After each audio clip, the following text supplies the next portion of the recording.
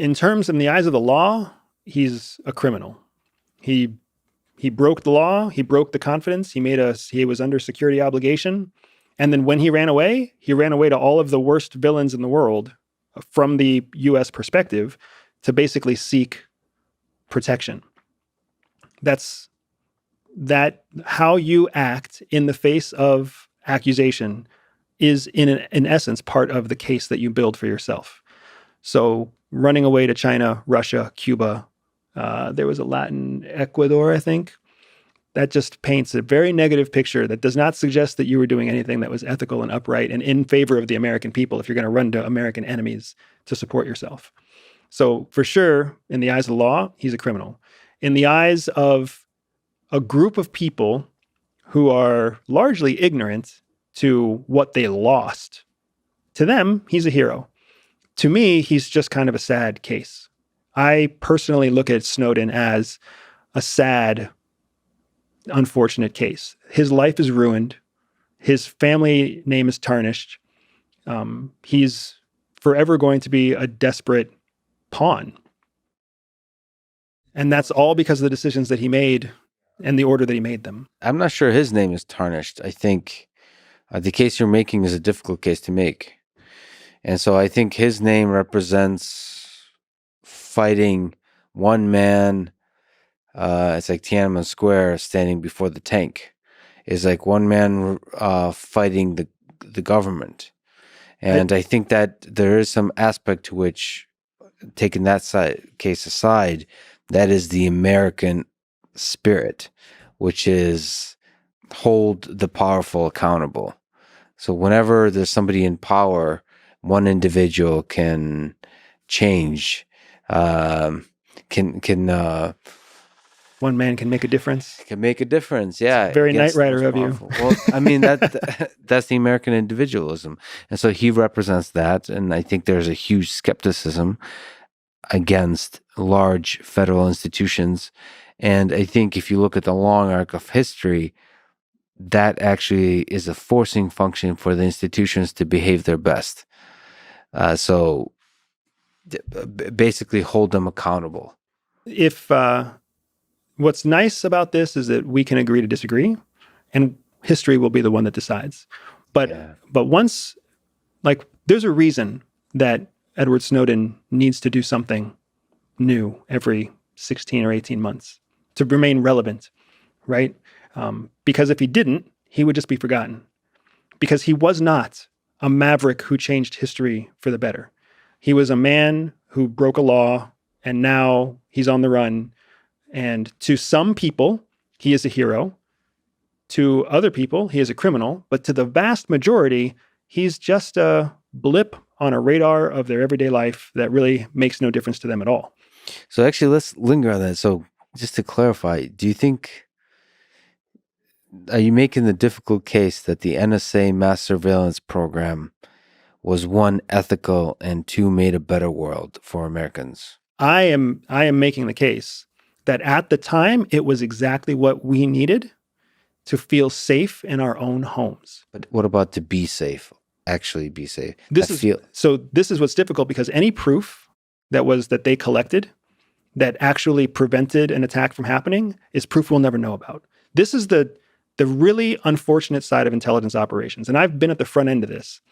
You work your ass off. You take personal risk. You make personal sacrifice to make sure that something terrible doesn't happen. Yeah. Nobody knows that ever happens. Does that have to be that way? Does it have to remain secret every time the NSA or the CIA saves the lives of Americans? It does, for two reasons. It has to be secret. First, the mythos. The same thing we were talking about with General Petraeus. You can't brag about your victories if you want to let the myth shape itself. You can't do that. The second thing is, once a victory is claimed, the danger comes from letting your enemy know that you claimed the victory, because they can reverse engineer and they can start to change how they did things. If a terrorist cell tries to execute an operation and the operation fails, from their point of view, they don't know why it failed. They just know that it failed. But then if the US or if the American government comes in and says, we took apart this amazing attack, now they have more information, right? The whole power of secrets, like we talked about before, the power of secrets is in knowing that not everybody has them. There's only a shelf life. So take advantage of the shelf life. You get space. So you got to keep it a secret. There is no tactical advantage from sharing a secret unless you are specifically trying to achieve a certain tactical advantage from sharing that secret, which is what we've seen so much of with US intel sharing with Ukraine. There's a tactical advantage from sharing a secret about Russian military movements or weaknesses in tanks or, supply chain challenges, whatever it might be.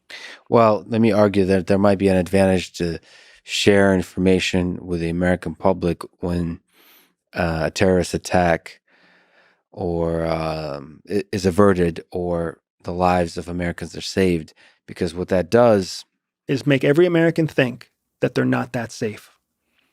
There is no tactical advantage there. You think so? Absolutely. What about if the Austin PD started telling you every day about these crazy crimes that they prevented, would that make you feel more safe?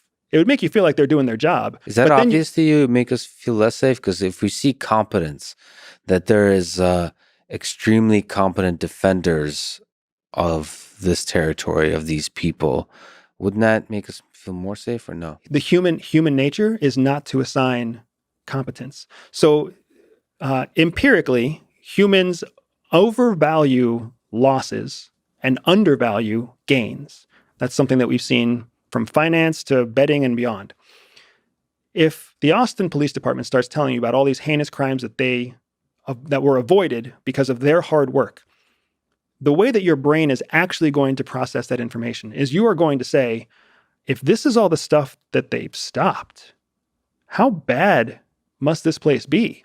Yeah, how much more haven't they stopped? I take your point. It's a powerful psychological point. But looking at the other picture of it, looking at the police force, looking at the CIA, the NSA, those people, and now with the police, there's such a negative feeling amongst Americans towards these institutions. Who the hell wants to work for the CIA now and the police force? Like, you're going to be criticized. Like, that's really bad for the CIA. It's terrible. Like, as opposed to being seen as a hero. Like, for example, currently, soldiers are, for the most part, seen as heroes that are protecting this nation. That's not the case for the CIA. Soldiers weren't seen as heroes in the Vietnam War, right? You've got to remember that so first of all, public service is a sacrifice. Yeah. We oftentimes forget that. We start to think, government jobs are cushy and they're easy, and it must be so easy to be the president because then you're basically a celebrity overnight. Public service is a sacrifice. It's a grind. For all of the soldiers, the submariners, the missileers, the police officers, intelligence specialists, they all know what it's like to give things up, to serve a public that can turn its opinion at any given time. And history is what defines it. The more important thing is to understand that if you want a true, open, and fair democracy, you cannot control a narrative. And starting to share all of your victories, or starting to share your biggest victories, with the intent of shaping public opinion to be supportive of the police force, or supportive of CIA, or supportive of you name it, is shaping a narrative. That is intentional operational use of influence to drive public opinion. That is something nobody wants to get into. It is much more professional to be a silent sentinel, a silent servant, humbly carrying the burden of public service in the United States, where we are a fair and open democracy. Why? Why not celebrate the killing of bin Laden? We did. The search, discovery, and the capture, and the killing of bin Laden. Wasn't that actually the details of that? How much of the details of that, how he was discovered, were made public? I think some of it was made public enough. Why not do that? Doesn't that make heroes out of the people that are servants? Or do people who serve, do service for this nation? Do they always have to operate in a thankless manner in the shadows? I think that's a very good question. The folks who I left behind when I left CIA, who continue to serve as faceless, nameless heroes every day, I am grateful to them. The truth is that if they were motivated by something else, they wouldn't be as good as they are at doing what they do. And I see your point about shouldn't we be celebrating our victories? But when celebrating our victories runs the risk of informing our enemies how we operate, giving away our informational advantage, giving away our tactical battlefield advantage, and running the risk of shaping a narrative intentionally among our own American people, now all of a sudden we're turning into exactly the thing that the American people trust us not to become. So fresh, so new.